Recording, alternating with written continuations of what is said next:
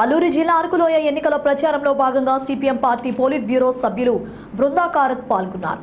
ఈ సందర్భంగా ఆమె మాట్లాడుతూ ఇండియా వేదిక బలపరిచిన సిపిఎం కాంగ్రెస్ అభ్యర్థుల గెలుపుతోనే గిరిజనులకు న్యాయం జరుగుతోందని ఆ పార్టీ పోలిట్ బ్యూరో సభ్యులు బృందా కారత్ అన్నారు. గిరిజన సమస్యలపై ఏనాడు నోరు మెదపని బీజేపీ, వైసీపీ, టీడీపీలకు ప్రజలను ఓటు అడిగే హక్కు లేదని ఎద్దేవా చేశారు.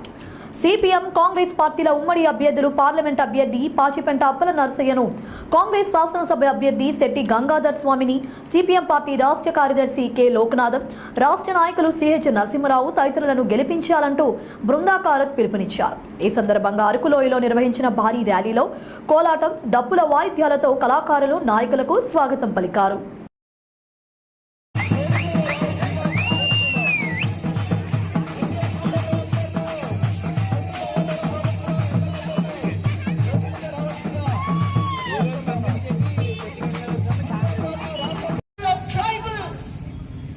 In 2006, under the UPA government led by the Congress Party, the struggles, the fight of the tribals was resulting in the Forest Rights Act of 2006.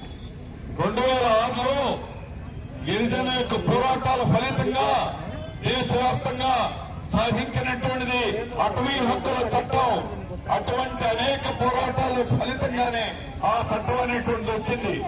That law was to prevent the takeover of tribal land in the name of development, in the name of advance.